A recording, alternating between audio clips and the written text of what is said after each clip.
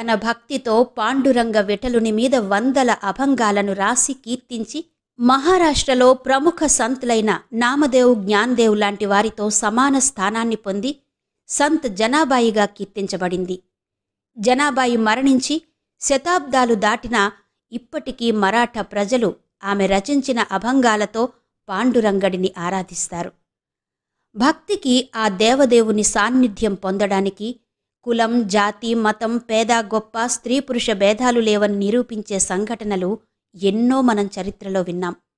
తన భక్తుల కోసం ఆ భగవంతుడు తానే కదిలి వచ్చిన కథనాలు విన్నాం. వారి బాధను, కష్టాన్ని తీర్చడానికి తానే వారికి సేవకుడిగా మారిన వైనం కూడా విన్నాం. అలాంటిదే పాండురంగ విఠలుని పరమ భక్తురాలు జనాబాయి కథ.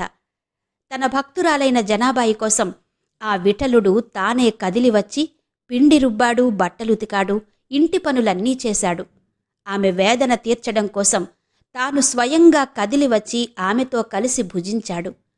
పాండురంగడు స్వయంగా కదిలి వచ్చి ఆమె నోట అభంగాలు పాడించుకుని విని మురిసిపోయేవాడట. స్వయంగా ఆమె గుడిసెకి వచ్చి, జనా, ఆకలిగా ఉంది, తినడానికి ఏమైనా పెట్టవా అని అడిగి మరీ ఆమెతో కలిసి భుజించాడు. రంగడితో ఈ సహవాసం జనాబాయికి ఏ శిక్ష వేసింది? దాని నుంచి ఆమెను పాండురంగడు ఎలా రక్షించాడు?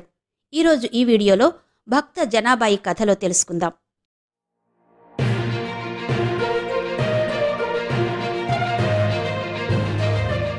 అది పాండురంగ విఠలుడు కొలువు తీరిన పండరీపుర క్షేత్రం. పూజలకు, దైవారాధనకు పెట్టింది పేరైన కార్తీక మాసం. విఠలుని దర్శనం కోసం జనం బారులు తీరి వెళుతున్నారు. ఆ జనంలో 7 ఏళ్ల చిన్నపిల్ల తండ్రి చేయి పట్టుకుని మెల్లగా ముందుకు సాగుతోంది. ఆ జనసందోహంలో ఆ పవిత్ర భూమి ఆ పసి మనసులో ఒక కొత్త ఆలోచన రేకెత్తించింది. ఇక తాను అక్కడే ఉండి విఠలుని ఆరాధనలోనే జీవితం గడపాలనుకుంది. అదే మాట తండ్రితో చెప్పింది. ఆ నిర్ణయానికి ఆశ్చర్యపోయాడు, తెల్లబోయాడా తండ్రి. ఇదేంటమ్మా, ఈ నిర్ణయం సరైంది కాదు. ఈ పసి వయసులో నువ్విక్కడ ఉండడమేంటి?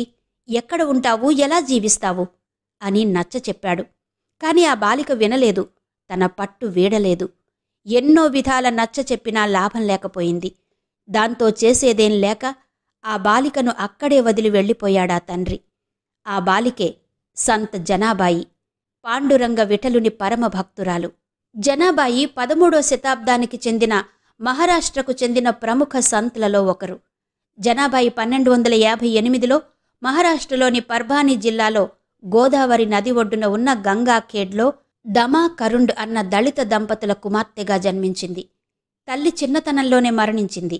తన 7 ఏళ్ల వయసులో తండ్రితో పండరీపూర్ వచ్చిన జనాబాయి ఇక అక్కడి నుంచి తిరిగి తన గ్రామానికి వెళ్లడానికి ఇష్టపడలేదు. అక్కడే పండరీపురంలోనే ఉండిపోయింది. ఆ తరువాత కొంతకాలానికే తండ్రి కూడా మరణించాడు.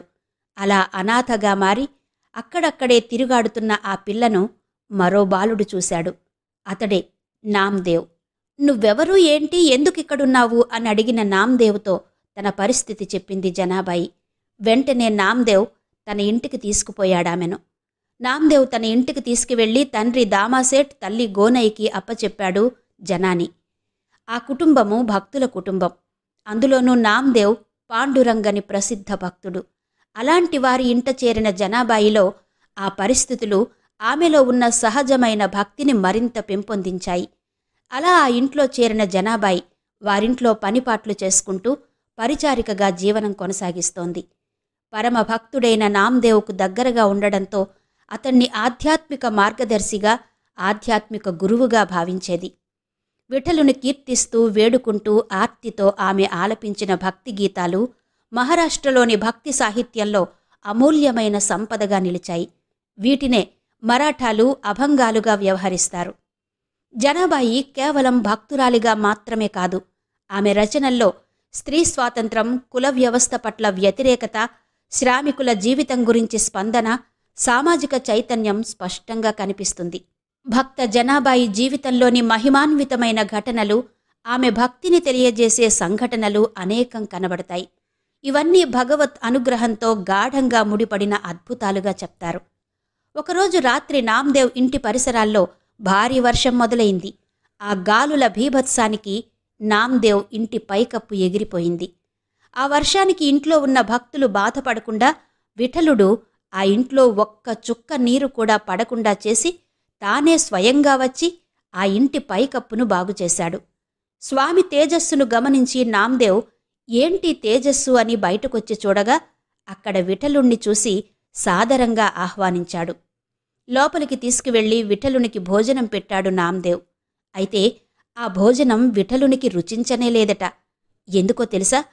ఇక్కడ విఠలునికి భోజనం పెట్టాలని, పాండురంగనితో కలిసి భుజించాలని భావించిన జనాబాయి ఆ అవకాశం లేక వారినే చూస్తూ దూరంగా నిలిచిపోయి బాధపడుతోంది.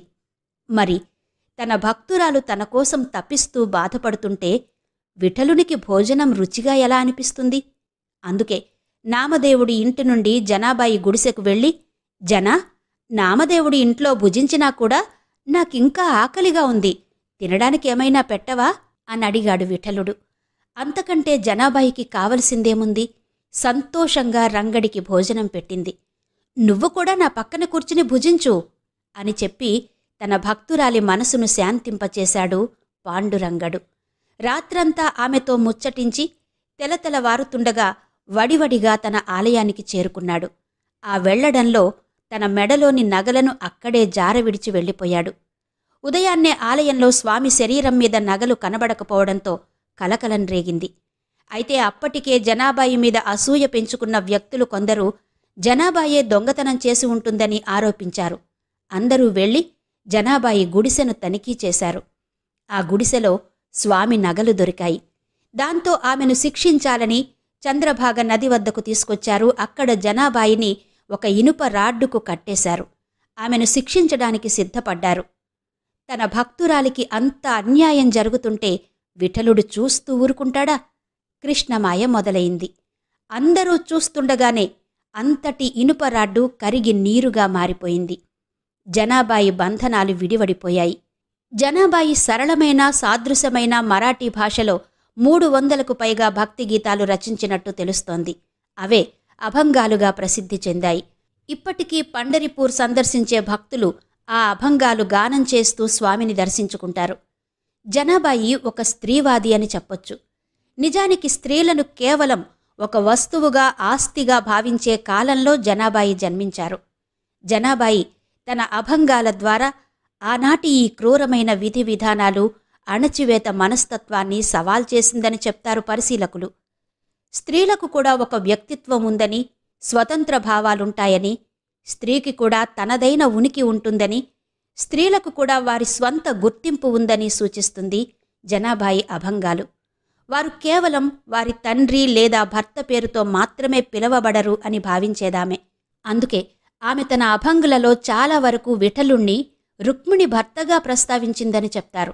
జనాబాయి భక్తికి ముగ్ధుడైన విఠలుడు స్వయంగా వచ్చి ఆమె చేస్తున్న పిండి విసిరే పని తన చేతుల్లోకి తీసుకుని తాను పిండి విసురుతూ ఆమెను అడిగి మరీ ఆమె చేత అభంగాలు పాడించుకుని విని మురిసిపోయేవాడట. మరో రోజు నామదేవుల ఇంట్లో భక్తులు గానం చేస్తున్న విఠల కీర్తనలు వింటూ తనను తాను మరచిపోయి అలాగే ఉండిపోయింది జనాబాయి. ఆ భక్తిలో మునిగిపోయి కాలాన్నే మర్చిపోయింది. దాంతో ఇంట్లో తాను చెయ్యవలసిన పనులన్నీ అలాగే ఉండిపోయాయి. తేరుకున్న జనాబాయి గబగబా బట్టలు తీసుకుని చెరువుకు బయలుదేరింది బట్టలుతకడానికి. తన భక్తురాలి ఆత్రం గమనించిన పాండురంగడు ఒక ముసలి అవ్వ రూపంలో వచ్చి, జనా, ఇప్పటికే పనులు ఆలస్యమయ్యాయని బాధపడుతున్నావు కదా, ఈ బట్టలు నేను శుభ్రం చేస్తాను, నువ్వు వెళ్ళి మిగతా పని చేసుకో అని చెప్పి ఆమె బదులు తాను బట్టలను ఉతికాడట. మరోసారి జనాబాయి పెట్టుకున్న పేడ పిడకలను తనవని అబద్ధం చెప్పి జనాబాయితో గొడవ పడింది మరో స్త్రీ. అప్పుడు అక్కడున్న పెద్దలు ఆ పిడకలు నీవేనని రుజువేంటి అని అడిగారు జనాబాయిని. అప్పుడు జనాబాయి, ఆ పిడకలను చెవి దగ్గర పెట్టుకుని వింటే మీకు విఠలనామం వినబడుతుంది, అదే రుజువు అని చెప్పిందట. వారలాగే ఆ పిడకలను చెవి దగ్గర పెట్టుకుని వినగా అందులోనుంచి విఠలా విఠలా అన్న నామ సంకీర్తన వినపడిందట. మరోసారి జనాబాయి తన్మయత్వంతో విఠలుని గానం చేస్తూ ఉండిపోయింది. దాంతో ఎక్కడి పనులు అక్కడే నిలిచిపోయాయి.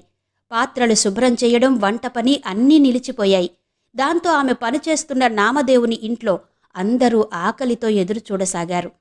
అలాంటి సమయంలో తన భక్తురాలికి మాట రాకుండా తనే జనాబాయి వేషంలో వెళ్ళి ఆమె చెయ్యవలసిన పనులన్నీ చేసి ఆమెకు ఎలాంటి ఇబ్బంది కలగకుండా కాపాడాడు పాండురంగడు.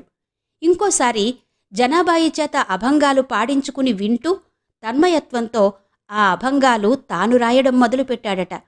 ఇలా చెప్పుకుంటూ పోతే విఠలుని పట్ల ఆమెకున్న భక్తి ప్రపత్తులు, విఠలునికి ఆమె మీద ఉన్న వాత్సల్యం రుజువు చేసే సంఘటనలు ఎన్నో ఉన్నాయి. 1350లో జనాబాయి ఈ లోకాన్ని విడిచిపెట్టింది. అయినా కూడా ఇప్పటికీ 100 సంవత్సరాల తర్వాత కూడా ఆమె అభంగాలు, సంత్ జనాబాయిగా ఆమె పేరు చిరస్మరణీయంగా మిగిలిపోయాయి. నామ్దేవ్, సంత్ తుకారాం, దామాజీ వంటి భక్తుల సరసన ఆమె పేరు గౌరవంగా నిలిచి ఉంది. మహారాష్ట్రలో ప్రజలు ఆమెను సంత్ జనాబాయి అని గౌరవపూర్వకంగా స్మరించుకుంటారు.